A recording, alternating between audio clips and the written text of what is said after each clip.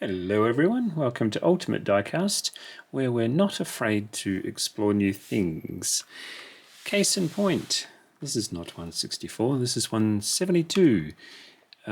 Cararama is that one, but before we get on to that one, because this show is called Obscure Brands, and even to me, Cararama is not really an obscure brand, but an obscure scale.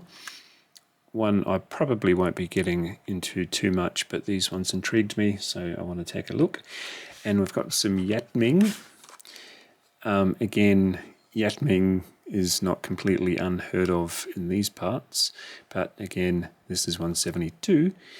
And this one, which we'll rip open right now, Efsi toys out of Holland. Never heard of it. I've never seen it before. It's old, but who knows how old, because that's all you get on the back. The wheels remind me of Old Majorette, but we'll get to that in two shakes of a lamb's tail. The scale is 1 to 77. So let's take a look. The packet was not worth keeping. It's heavy. It's really heavy, which might have determined the outcome of the company. Who knows if they're around still. This is a comma 302 FC Holland. I have similar wheels to it. This is an Old Majorette. No, not that one. This one. Are they the same? No, they're not the same. That's that theory blown out of the water. That's the Oldsmobile from Matchbox. So yeah, who knows? Maybe you. Quality is rugged, to say the least. Rollability is such a heavy casting. You need it shunted rather than driven. Very cool. Very strange. So yeah, that will hang around. It actually goes quite well with those two. Are they 164? Not sure about what that's trying to tell me. And probably same on that. 1 to 75, who knows. So they kind of go with each other. Yat Ming, closely related at one time to Tomica, but this is 172, so we'll get to this. See how much detail you lose or gain from buying these ones. Don't really go with the rest of the collection, so it's just a bit of a curio today. Oh, it's okay. Rubber tyres, plastic base, lens tail lights, which you don't often get on 164 mainline. Hard to compare price for these because these were bought on the second-hand market and prices go a little bit silly and certainly not indicative of what you would have paid if you saw it in the wild, new.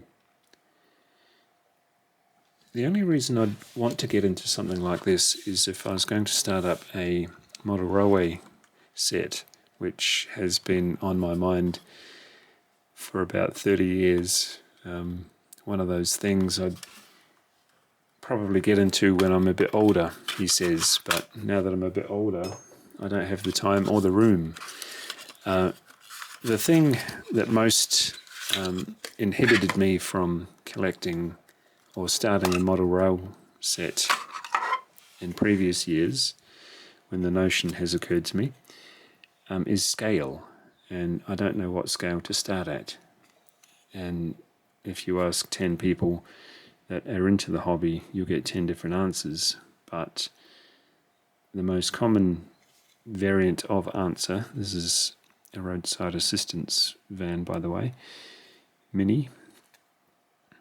The most common variant or vein of answers I think I got last time I did the rounds was, it depends what kind of train you want to collect, what kind of era as well.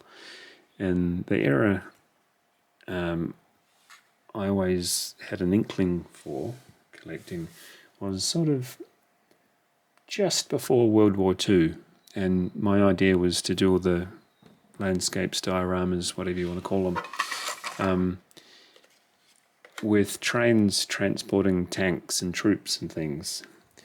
I don't know why, I just, as I say, an inkling. But these cars, well, for a start, they're too modern. There's another Yat Ming 172 and a Mini Cooper S. Yeah, so these cars are obviously a bit too big. I have seen tiny cars. Sounds like the opening passage of The Borrowers, doesn't it? Tiny man climbing up my curtain. And they caught my attention. That was probably in the 80s. I was at a model shop here in Perth called Piccadilly Models in the Piccadilly Arcade in Perth, CBD. The shop is no longer there, but I'm sure eBay could assist me in any way I wanted it to. I was drawn to this one for obvious reasons, such a classic, and I was drawn to this one for a different reason. Why would you tow or attempt to tow a caravan with that? That's an accident waiting to happen, isn't it? Quite an embarrassing one. This one delighted me, the Austin Healey. Take a closer look at that.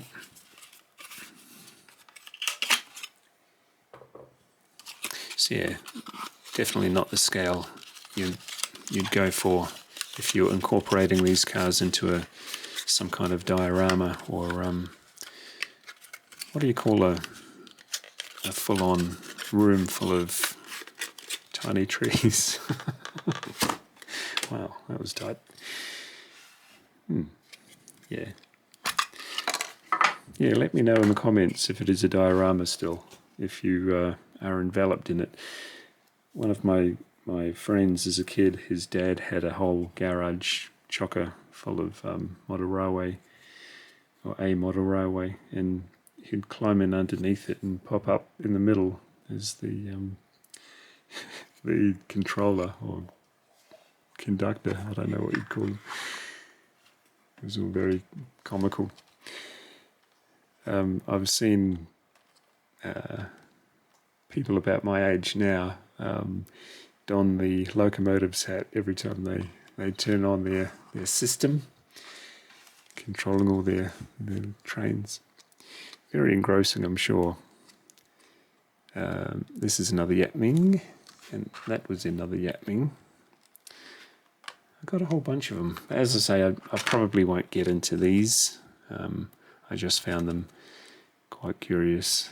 Mercedes-Benz Sl55, Yat Ming, and a couple more. Bmw Z4. No opening parts on these, but you wouldn't expect it, would you? That small. And is that a double? Oh, goodness me.